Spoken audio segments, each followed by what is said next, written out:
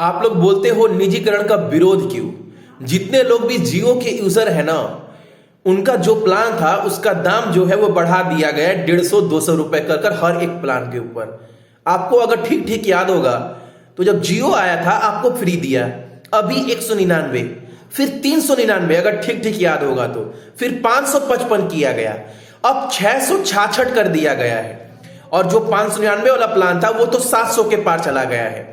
तो इसीलिए निजीकरण का विरोध। देखो, आपको सुविधा तो मिलेगा लेकिन पॉकेट में पैसा भी तो होना चाहिए। गरीब आदमी अफोर्ड कहां से करेगा आज के डेट में? आप बताओ, आपके सामने कोई चारा नहीं है प्राइवेट होने के बाद। अगर सरकारी संस्था खत्म हो जाएगा और प्राइवेट प्लेयर अगर मार्केट में रहेंगे तो आपके पास कोई विकल्प नहीं बचेगा। उसको छोड़कर आपको उसको ही पापा बोलना पड़ेगा, कोई चारा नहीं है आपके पास। ये सच्चाई है बाबू। अगर आपको एक बात और याद दिला दूं, जब अमेजन ई कॉमर्स कंपनी जब आया था इंडिया में, तब आप कुछ भी सामान मारिए आपका डिलीवरी फ्री होगा। उसके बाद जब कस्टमर बन गया, मार्केट में सब सरकारी जो प्लेयर है वो खत्म हो गए, तो क्या हुआ?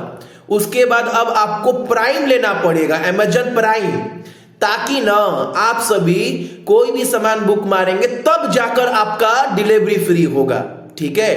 और अगर आप अमेजन प्राइम नहीं है, आप उसके मेंबर नहीं है अमेजन के, तो कम से कम 499 या 799 का सामान बुक करना पड़ेगा, तब जाकर आपका डिलीवरी फ्री होगा, वो भी कुछ सामान पर। तो इसीलिए निजीकरण का विरोध। अगर मान लो कल अस्पताल को बोले हम लोग कि अस्पताल को प्राइवेट कर दीजिए, अरे अस्पताल को प्राइवेट तो कर देंगे लेकिन सुविधा भी मिलेगा, लेकिन गरीब आदमी के पास क्या उतना पैसा है कि प्राइवेट अस्पताल में जाकर इलाज करा पाए? ये सबसे मेन प्रॉब्लम है।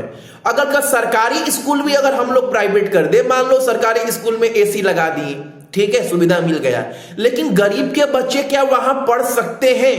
इसीलिए ना लोग टैक्स देते हैं, ताकि टैक्स का पैसा अच्छे से इस्तेमाल हो और गरीब इंसान तक सही से पहुंच पाए। अब मान लो अगर आप आज कोई भी सरकारी संस्था बना रहे हैं और वो कल बेच दे रहे प्राइवेट के हाथों में, तो अगर मान लो टैक्स के पैसे से आप सरकारी संस्था बनाएं, किस लिए?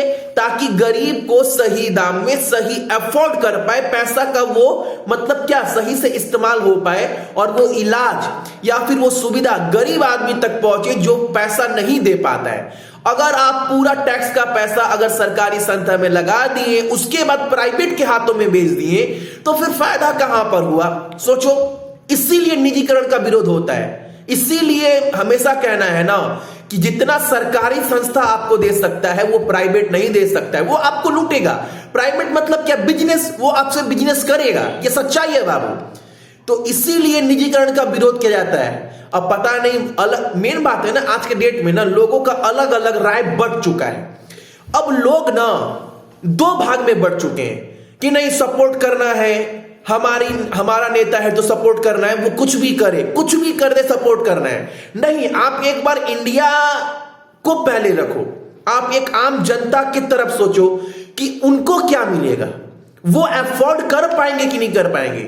इसीलिए बोला जाता है कोई भी पार्टी से ना पहले हमारा देश होता है, देश के नागरिक होते हैं, उनके बारे में पहले सोचना चाहिए।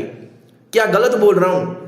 यहां इस वीडियो के माध्यम से भी ना बहुत लोग राय रखेंगे, बहुत लोग राय नहीं रखेंगे, ये बात का बात है। क्योंकि आज पता है लोग ना दो भाग में बढ़ चुके हैं, एकता नहीं रह गया है वो हमारे अंदर। ये सच्चाई है बाबू।